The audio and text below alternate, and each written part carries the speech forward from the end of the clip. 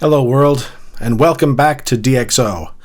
My name is Don, and this is my channel where I spend a bit of time sharing with you some of how I'm processing images in DxO Photolab 5. So today's video has got two bits to it. First of all, I'm going to process kind of a nice, soft, light beach scene, which pleased me. I took a number of shots of the waves coming in, and this one in particular pleased me because of there's some ripples in the sand, and then the little bit of receding water sort of mimics those ripples, and then the receding water also has a really nice reflection in it.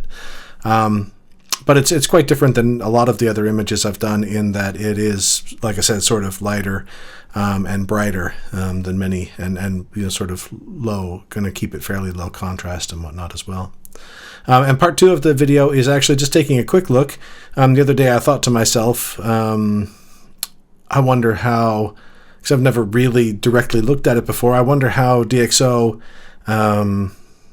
goes with diffraction. You know, so do the optical correction modules correct for that phenomenon when the lens is, you know, at f16, f22, and it starts to soften again? And is there some, you know, some magic in the background to sharpen that back up and make it look more like it was taken at f11? And I'll give you the short answer. I won't make you wait around to see that. The short answer is no, not particularly.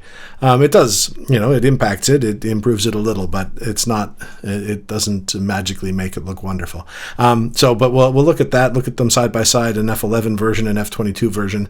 And then also I popped the f22 version out to topaz sharpen, just to see, you know, because it's arguably one of the better ways that you can possibly sharpen at this stage. So just to see, I thought I'd do that, so I'll show you that comparison as well. How does that compare to the F11 version? So let's jump in and take a look at this image first. Right, so here is the image. So this is actually the sort of, this is where I'm headed. So if I come up here and just do a before and after, it'll give you a sense. Not a massive change there, but you know, like I said, it's a little bit subtle, but it pleases me. So here we go. Let's have a look at the processing. So I'm just pop down here, and I'll do. I have not yet created a virtual copy, so I'll create a virtual copy of that. And I will reset the image. So you can see straight away, if you look at the histogram over here, that it is, you know, not a terribly high contrast image to start with. It was taken quite late in the day. The sun was kind of just about to go behind the hills, and it was in amongst cloud, so it wasn't terribly bright. So let's have a peek at this. Now, first off, I'm going to, just because it changes the look, I'm going to pop over to do my color rendering, and I was excited. I hadn't been into the digital films in a while, and having been playing with some other things, and when I came in, it turns out that now that they're out of beta, that they've got sort of a very full list of Fuji simulations. So this one that I've just gone with a Provia standard simulation, and just to give you a sense of how that's different, I'll just turn that off and on. So see a bit of a shift in the blues, a little bit of a shift in the sand, and it changes sort of the response as well in terms of highlights, and kind of brings the tones down a little bit. So that's why I wanted to do that before I did any kind of exposure, just to see what I was in amongst. Also, I'm going to pardon me, going to just shift this. Might as well do this now as well. Shift this temperature a bit. I'm just going to put it more in the space of maybe 6800, and I'll leave the tint. I'm not worried about anything going on with the tint there now. And popping over here, I thought this was an interesting one. I had done about 0.3 of a rise there, and I put on smart lighting, and it's but by its nature, it tries to sort of maximize the smart lighting tries to maximize the histogram, and tries to So in this case, because all of the tones are so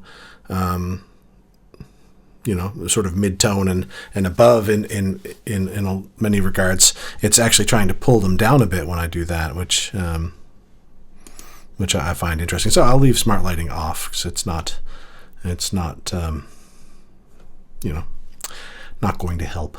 So, but I am going to use selective tone, and I'm just going to have a quick peek over here, and I see. I'll just zoom in because that I've got a little bit of highlight in the waves coming out. So I'm just going to drop that a bit. I'll do this globally. I think especially because I want a pretty soft image, I'm pretty happy to do that way. Just going to zoom back out again. This part of just let me zoom in here. I love this about where the wave is receding, the color that's coming out of the sky, and the reflection, the light reflection. It's one of the things that pleases me the most about this image. And midtones. I'm going to actually pop those a bit because I want to bring that sand up a bit. Is my main desire there. So I'm actually going to do a fair bit of that. Shadows. I'm going to leave. I'm just going to see here, maybe just a smidge of black down, just to pull that out just a little bit. Might even do that. I'm just a hair on the shadows. So I'm about to do some contrast in a moment, and that contrast is going to pull those shadows back down again. So I think I just want to compensate for that a little bit. I'm looking at the sand, by the way, when I think about that.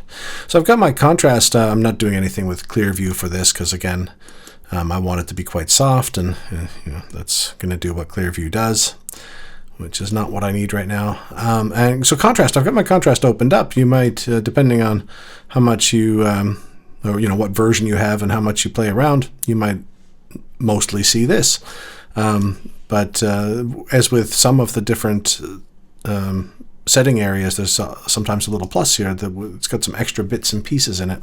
And this is part, to my memory, part of having Film Pack installed unlocks the fine contrast, but I believe it also unlocks this sort of breakdown here. So I'm actually going to add a little bit of mid-tone contrast. Just a smidge. There. Actually, don't too far. There. Just a smidge.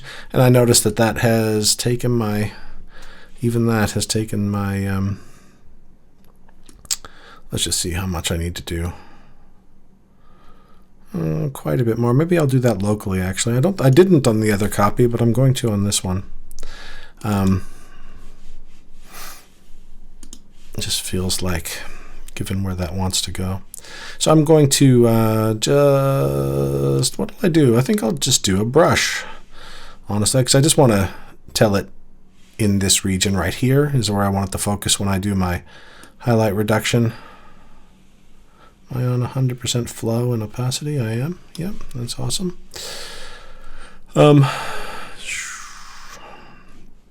No, I can't. I've never done that before. So I've got my background set to quite a light color just right now. I normally have a darker gray, and everything shows up really nicely on it. But anyway, I can make do midtones and highlights. Here we go. So I want to drag those down a little in that space. Obviously, not that much. Let me just pop out of, I can't get a good, it's not showing me my highlight warnings when I'm in local adjustments, so I'll just pop back out for a second. Just a hair. I think I can, let me turn that off. Yeah, that'll be so tiny in the frame. I'm happy to let that go. Nice. Back into locals for a second. So I've got the highlights down. Just curious what I get. It's going there. Yeah. sort of counteract that a little bit, because I wasn't very delicate with how I was choosing the white bits of the waves. So let's just see how that's going. Yeah, same. It's just some tiny little specks are blowing out, but I'm more than happy to leave those as they are. Cool. Oh, that'll be too. I came down here and did my midtones, and I hadn't glanced up to that's why it's different than the last time I did it. I hadn't glanced up to see that old automatic micro contrast had gone on there. So that'll be why. I will have turned that off on the other image when I processed it the first time. So I can probably back those local adjustments off now that I have figured that out.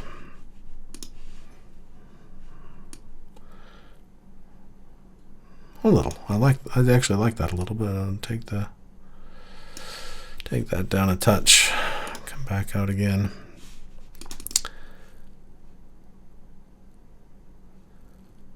Yeah, that's awesome. That's awesome. Nice. Just a wee before and after of where we're at so far. So coming along nicely. Let's see. I want to just couple of things. So the horizon does not look perfectly level to me, so I will I'll grab my horizon tool, and I usually bump into 1-to-1 when I do that, just so I can see a little bit better. Crack that down there, crack that down there. This one is not quite on. There we go, and apply and close. Nice. Now I'll just pop over to the geometry space, and I'm going to turn on my automatic crop.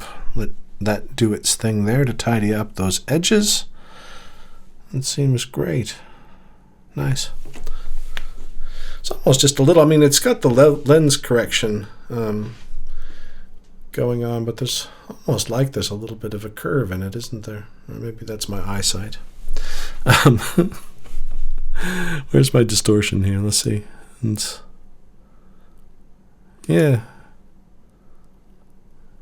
no, that's all good. I'll leave it like that. Awesome. So let me just think for a moment. I feel as though I'm not thinking of something. What am I not thinking of?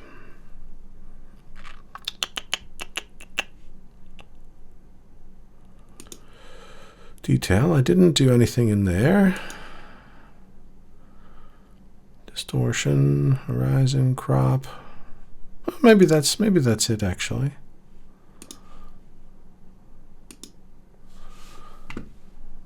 Nice. Okay. Well, let's have a look at the. I'll click back to the other image and see if there are any huge glaring. I know what I'm thinking about. So that one's a little bit brighter still, isn't it? A little bit, and it's taken the whites a little bit up. So I've got mid-tone contrast. I'm just looking at what's different here. Yeah. So let me go over here. So that I'll take up a little and take that right out.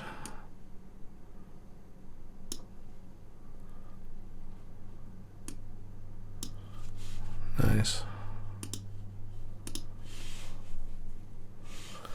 Those. Just looking at the waves and taking away my highlight reduction now that I don't have the micro contrast on. Just easing that back, get a little bit more punch in those highlights. There we go. And I have thought of the thing that I was thinking, like there was something else I wanted to do. I've figured out what it is. On this original image, when I did it, because of the cloud in the sky, there was nothing glaring at me. I completely did not think to do my spot check. So I'll just go over to clear view. Crank that on, crank that up, and just do a quick pass around, getting the zoom to 1:1, see what's here. Let's see, there's one. Clean that up. I was going to go for that, but I don't think that's a dust spot. See, they're hiding in here. I had done a video previously where I jumped over to Photoshop to remove some dust spots. And in the comments, one of the viewers had said, "Oh, you know, what about this trick with Clearview?" And I mentioned that I do that trick with Clearview sometimes. But this is an example. I know there's a good amount of dust, like at least 10 spots on my sensor right now because I haven't cleaned it in a little while. And in amongst this cloud, it is hard to spot. Whereas if I jumped over there, it would be a lot easier. So I think this is going to do for now, though. I'm not going to belabor that. Right. So let me just zoom back out. I'll close that, and I will turn off the clear view. Zoom back out. So here it is, my beach scene, sort of nice and light and airy and calm and serene, and all of those things. So now let's get on to part two. Part two was about diffraction, and so again, I was thinking to myself, you know, we've got these optics modules. Sort of, have they come up with a way to sort of sharpen that? And like I said at the beginning, the answer is no. I'm just going to kick back here a little bit until I find my. Here we go. This must be it, because this will be the one that I sent to Topaz Sharpen. So here's F11 version, and you know, it's not too stunning an image, but it's I was looking around these rocks. I really liked the rocks, and I was hoping the sun was going to pop out, and it kind of did, but the angles were a bit funny for doing much with these rocks, so I eventually did come away from them. But I took a shot of these at f11 and at f22. So this is f11. Let me bring out my oh no, actually I better leave that there because I'll want that, and I'll bring this back out. So just so I can confirm here. So this one is f11, and then this one is f22. But I know that I'm just going to pop over here, or sorry, wrong one. Pop over here and, oh no, that's not on. I was thinking it looked pretty sharp there. So lens sharpness, I haven't turned that up. Yeah. So I mean, at the distance, f22, not too bad. But if I zoom in, and then come back to the f11. It's pretty noticeable, and I don't know how it'll translate on the video, but especially if I'll make this a bit easier. If I pop into 200 and go there, is that rendered? It has rendered. Okay, so now it's really showing up as having a bit of blur in it, and when I do that, you can see without question that is a lot sharper. So, you know, and I had a wee play around. That's why I popped over to the detail tab on this f22 one, because I was playing around a little bit in here. I was thinking to myself, oh, you know, if I took the lens sharpness and you cracked it up, yeah, it helps. And zoomed out, it's not even too bad, but it's a little bit chunky looking. And I thought, can you take unsharp mask, and what would you do? You know, maybe pop this up to more like a 0.8 and pop this up to maybe like 130, maybe like 145, you know, and again, it's not too bad, but then if you compare there, it's quite a difference. And it just actually it's interesting to see too the lens sharpness, you know, what is it doing? So this is the f11 one, and you can see that actually is doing a nice little wee job just as it goes. But if I pop back here, turn off the unsharp mask, and you know, again, it's lifting it a little, but it's sort of an equivalent amount. It's not really not really fixing it up. So that's not too bad a result. And especially, right now I'm at 200%. Even if you go out to 100%, that looks pretty reasonable. That's reasonably respectable. But like I said, I'll also, just as a comparison, I sent it through to Topaz Sharpen, and I just took there are quite a few different ways that I could have done that. So some of them ridiculously over sharpen it, and this is just a standard setting. And if that's not what I wanted. I wanted to pop back to 200. There we go. If I zoom into 200 on this one, it just does a little bit nicer job. I'm about to jump back to the F22 only in DxO version. Yeah, so that's with a unsharp mask on it, which is a good improvement, but you can see that hopefully it translates. That the Topaz Sharpen is substantially better. It's just cleaner, but still pulling out detail. But again, even that compared to that,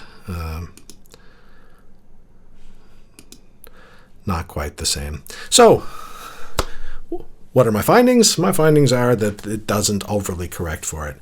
But given that Topaz is doing a lot of really good work on the notion of sharpening, obviously this is maybe a space.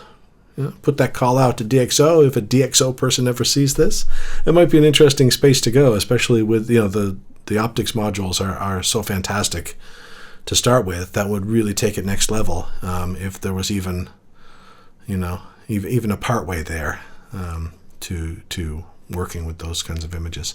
So hope that's been enjoyable to watch. I hope you've maybe taken something from that. Thanks so much for tuning in, and I hope to see you again. Cheers. Bye-bye.